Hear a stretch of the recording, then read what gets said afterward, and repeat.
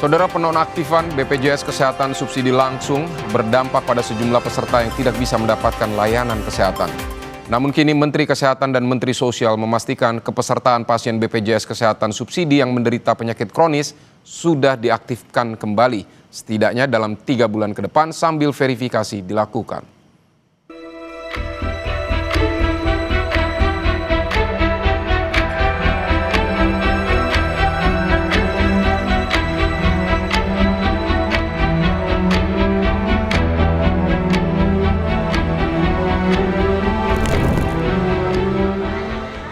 Maeni harus kembali ke rumah.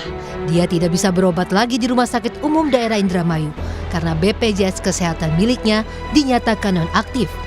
Maeni pun akhirnya hanya bisa menunggu kepesertaan BPJS Kesehatannya diaktifkan kembali agar bisa berobat gratis lagi. Pak, sekarang mau berobat, sebulan sekali berobatnya, nggak aktif, Pak. Rumah kebanjiran ini, Pak. Jadi tadi kaget nggak dengan di non-aktifnya itu ya? Nggak aktif deh, tadi tuh iya, pasti iya, di bulan depan. Ya mau diaktifkan, Pak, iya.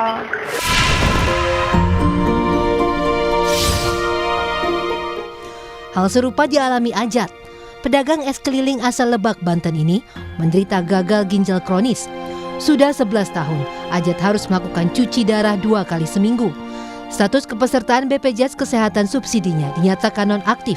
Padahal kala itu ia sedang menjalani cuci darah di rumah sakit.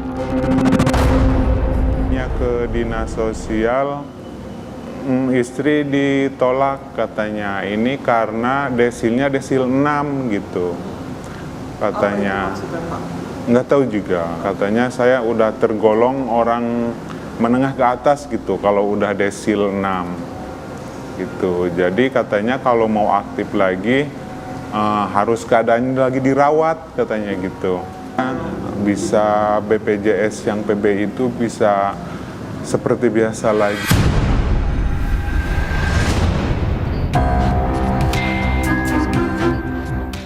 Menteri Kesehatan mengungkap, lebih dari 120.000 status kepesertaan BPJS Kesehatan bagi warga tidak mampu dan fakir miskin menjadi nonaktif.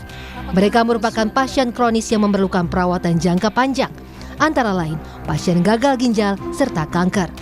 Hal itu disampaikan saat pembahasan data BPJS Kesehatan dengan Komisi 9 DPR. Menkes menyebut, status kepesertaan BPJS Kesehatan para pasien kronis kini sudah diaktifkan kembali. Surat edaran ke rumah sakit untuk memberikan layanan juga sudah dikeluarkan karena biaya akan dibayar pemerintah. Kementerian Kesehatan dan BPJS yang datanya mudah-mudahan direkonsiliasi cepat dengan Kemensos ya Pak Ali Gufron ya.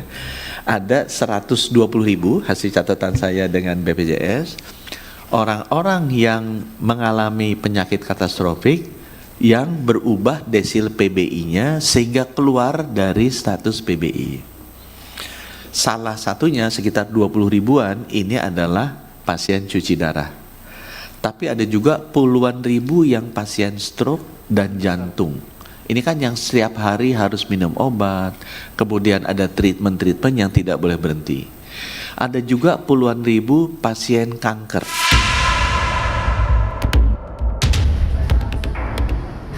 Sedangkan Menteri Sosial Saifullah Yusuf memastikan lebih dari 106.000 peserta penerima bantuan iuran Jaminan Kesehatan Nasional yang sempat dinonaktifkan kini sudah otomatis diaktifkan kembali.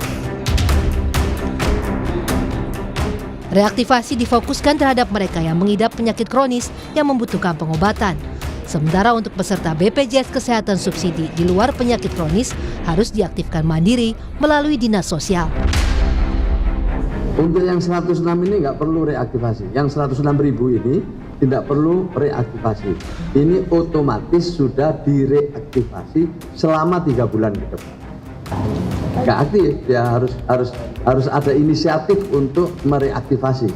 Tapi kalau yang 106.000 ini otomatis karena tadi dia memiliki penyakit katastrofik. Pengaktifan kembali kepesertaan BPJS Kesehatan untuk warga tidak mampu dan fakir miskin tersebut bersifat sementara selama 3 bulan ke depan sambil menunggu hasil verifikasi lapangan. Koordinator Advokasi BPJS Watch, Timbul Siregar menyebut, surat Menteri Kesehatan dan Menteri Sosial yang menjelaskan soal reaktivasi BPJS Kesehatan subsidi bagi pasien penyakit kronis serta larangan bagi RS untuk menolak pasien sudah dikeluarkan.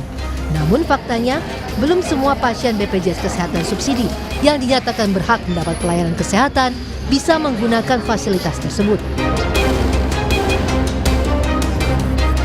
Kemarin itu kan muncul 2 surat. Surat dari Menkes dan surat dari Mensos. Kalau Mensos itu jelas berapa jumlah angkanya. Kalau Menkes hanya bilang rumah sakit dilarang menolak pasien dilarang. Tapi faktanya di tingkat puskesmas saja surat Menkes itu mental gitu. Pasien, masyarakat kita butuh kepastian untuk dilayani dulu. Jadi saya berharap sekarang yang datang dilayani dulu, aktifkan. Bagi yang sehat-sehat yang nggak datang, oke deh. Dia memang misalnya harus mendapatkan reaktivasi ke Dinsos, oke nggak ada masalah.